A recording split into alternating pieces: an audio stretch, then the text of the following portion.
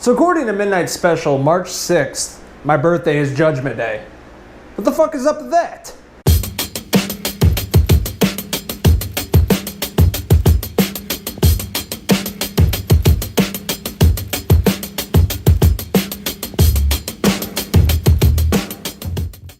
Hello again, Logan Myers here from Cinephellas.com, checking in with you on another Jeff Nichols film. As I said in the video yesterday, I'm reviewing Midnight Special. Ooh! Yes, we have that crazy Michael Shannon back for another film done by Jeff Nichols. He plays Roy, and he is on the run with his young son, Alton, who has these special powers. And they're basically on the run with Roy's best friend, Lucas, played by Joel Edgerton, that we all know. He's a crazy Australian, mate. But they're on the run. In the beginning of the film, we don't know exactly what they're running from. There's not a lot of concrete information they give you throughout the film. It makes you think a lot, which I kind of liked. But so there's two groups that are going after Roy and Lucas and Alton. One being a religious ranch, more like a cult, I guess you can say. It seems like a cult. And the FBI, they're after Alton for his special powers, I guess you can say. You don't really know if he's an alien, but you know there's something to him. He has some sort of powers that are not human-like, you know. He's not from this world. And in the beginning of the film, they're on the run, and the FBI goes to this ranch where Roy and Alton used to live, trying to get information. So the FBI shows up at this religious ranch / cult, and they go to talk to Kelvin, which is the head of this ranch, played by Sam Shepard, and they're asking him questions, and they're looking at his scriptures that he's been preaching to the people of the ranch, and a lot of the scriptures are based off of coordinates that have to do, that is like secret government information, and they're like, where did you get this information, these coordinates? And it's all based off of Alton, of him going off in his little spiel and talking and bringing up these numbers. So that's why the FBI is at the ranch trying to find out how he knows this secret government information. and they're like, yeah, he's a little kid, and they took off. Him and his father took off, and they're on the run basically for the rest of the film. They bring in the character of Adam Driver. He plays Paul. He's an agent, a consultant that is more interested in Alton's character, not really trying to track him down. He's just more interested in finding out information about him because he knew there was something special about him, how this young kid could know this information where literally nobody else could figure this out. And as Roy, Lucas, and Alton are on the run, they're out of the state at this point, and you start to see what young Alton is all about and what his powers are. He wears these little blue goggles, and then when he takes them off, these lights come out of his eyes, much like Cyclops from X-Men, and there's a lot of superhero comic references in this film that I got out of it. And they're on the go, and they find a house to stay at for the night, and he's in bed.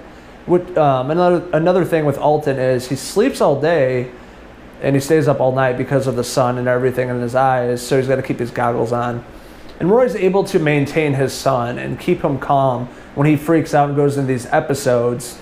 He's able to take care of his son and bring him back down when he's completely freaking out, and that's what he does throughout the film as well. And Lucas's character kind of just sees this young kid with these crazy powers, and he doesn't really know what to think about it.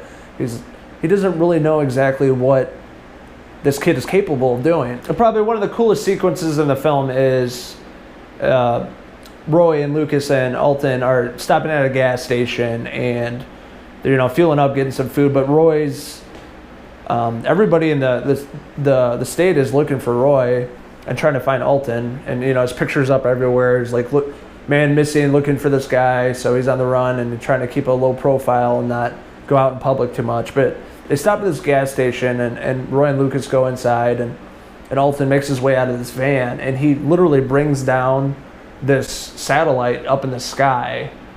And it's just an awesome, excellent action scene where it just comes down to this gas station, and it's like flames everywhere and like shooting down this the overhang of this gas station. and Roy and Lucas take them and, you know, take off in the van. But it's really cool is because they don't really know why Alton did that, or if he did that. It just seemed like a weird coincidence that the satellite would just come crashing down at the gas station that they're at. And we find out that Alton actually did, with his powers, bring this satellite down because he knew the government is after him and they're watching him from above. So he put a stop to that, you know, pretty quick. They meet up with Alton's biological mother, named Sarah, played by Kirsten Dunst, which was probably one of the best performances in the film. And it, you know, you haven't seen her too much in films as of late, but she was in Fargo recently, which is really good. And she's a biological mother of Alton, and then Roy's the biological father, so they're not together. They meet up with her and are hiding out at her house. And, you know, the cult is still, or the church is still after them. And the FBI and the government are after them, so they're trying to find places along the way to stop.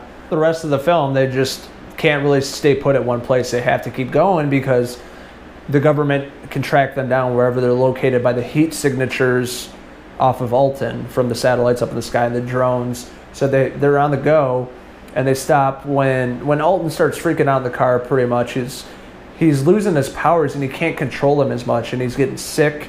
He has like the bags under his eyes.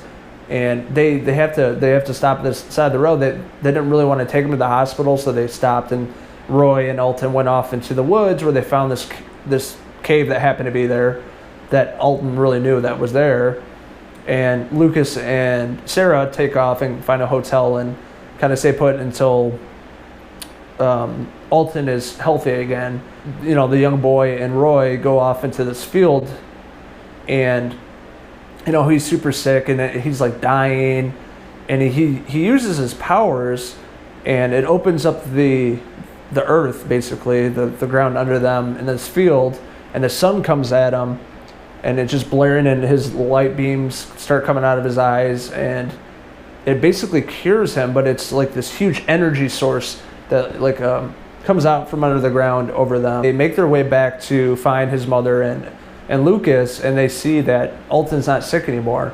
He's 100% healthy, and he's also out in the sunlight again without his goggles. He's cured.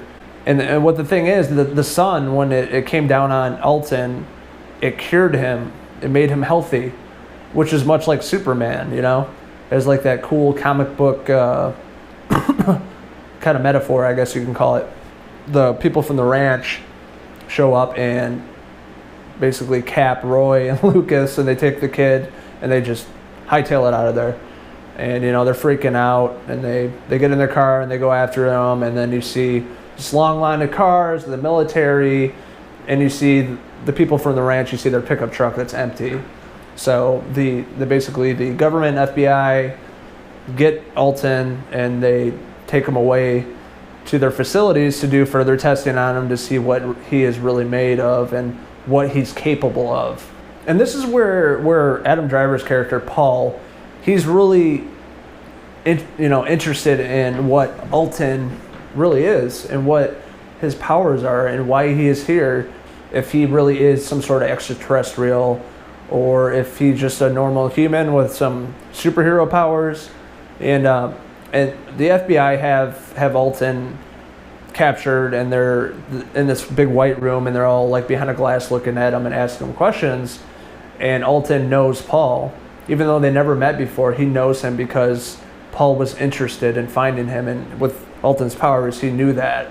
Alton uses this optical illusion kind of power he has, where Paul goes in the room with him, but it looks like that Paul is actually behind the glass. He's not in the room with him, but where he actually is. And Paul and Alton escape from the FBI headquarters where they're doing all the testing, and they're able to get out of there because Paul wants to help him and get him to where he needs to be.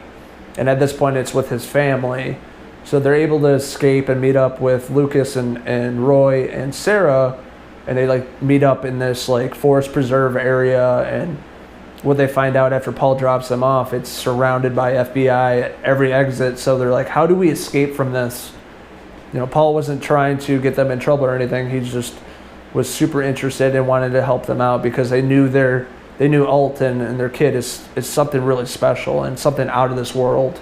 And Alton and his family essentially try to get out of this forest preserve that's surrounded by FBI, the military, and they found one exit that only had a few people, and Roy just guns it through this group of military, and it's like screws up their car, and like their tires are flat, and they like hightail it out of there, and then they find this random spot on the side of the road that leads to a field. This like energy and light come out of Alton's hands and his eyes, and the ground opens up like an earthquake, and this huge energy burst like takes up the whole like quadrant of the U.S. where they're located, just like ginormous, like huge energy field blows up, and Roy and Lucas are still driving, trying to get away from the military, and they see this big energy burst, and they like flip their car. And it's all like happening within seconds. And with this huge energy burst, you see this futuristic looking city, and looks like something out of a science fiction movie, like something maybe out of Man of Steel or Tomorrowland. And it shows up in this field where Alton was, and everybody can see it. All the military, like his dad and his friend Lucas, see it as they're upside down in their car after they get into a crash. And everybody sees this, like, what the fuck is this? And this is like the portal that brings Alton to his people and to his city where he lives. This, civilization that's above Earth. Like, this is the portal. He opens it to get home on this specific day, which, like I said in the beginning, is March 6th. My birthday is Judgment Day, and this is where it all takes place, and this is how he's going to get home. So as Alton and Sarah are in this field, they're overlooking this futuristic city that's all the way up to the sky. They see these bursts of light and kind of like shadowy figures like up in the city, and then in the forest around them, it's, they can't see exactly what they are, but just like the outline of it with lights is his people. And they're all around him, and then all of a sudden the whole city and Alton gets sucked up into this energy burst, and it just disappears, and it's just an empty field again. And basically Alton is gone. And the end part of the film is, Lucas and his father Roy are caught by the military because they try to outrun him, and trying to get Alton to back where he belongs. And they get arrested, and they're in prison. They're getting questioned as to what Alton was, where he went, and they're telling him, we don't know. We just saw him disappear like everybody else did. And the best part was the very ending sequence where Roy is in his prison jumpsuit, and he's handcuffed, and his wires hanging from his head, and he's looking out the window with these prison guards around him. He looks out, and his eyes turn white. Roy is probably like one of these people too. He's not human. He's one of the species that Alton is, because he is his biological father. Maybe Alton got it from Roy. Maybe, they don't really say. There's not a lot of concrete information and details in there. They just make you think. But I definitely think that Alton and Roy are basically the same species, and I think Roy probably has a whole bunch of superpowers too that he didn't really show in this film, and maybe they'll keep it open for a sequel. I don't know, but it was just a really excellent ending and awesome way how they did that. I did not predict that at all. I thought Roy was just a normal human being trying to protect his son. But overall, I really enjoyed this film. Jeff Nichols keeps putting out excellent films and just original scripts and stories that keep you interested. This one is completely different than Take Shelter. It's more like a sci-fi, drama film, thriller, I guess. But he keeps doing these movies consistently, and every movie he puts out is not bad at all. This one was probably the best one, my favorite one thus far, just because it was different. I haven't seen anything like this before. And not to mention Michael Shannon and Joel Edgerton, Kirsten Dunst were just amazing in this, and they played these parts excellent. They're very protective of this young boy, Alton. And, there's just a lot of themes that they bring into this film, one being faith, another one being parenthood, things. You're in these circumstances, what will you do for your child when the government's after you, these other people are after you? You'll do what it takes, You'll take off and protect them the best that you can, and that's what I got out of this film. So I'm giving Midnight Special a 4 out of 5 hair pieces. I want to thank everybody again for keeping up with our YouTube channel and my reviews on Cinephellas, and keeping up with our social media on everything in TV and film. And a reminder, next week we'll be giving away Batman vs. Superman on Blu-ray, so make sure you go to Cinephellas.com and take the survey and spread the word about Cinephellas with the hashtag Fellas Giveaway. Until next time, thanks for watching, and I'll see you then. Cheers!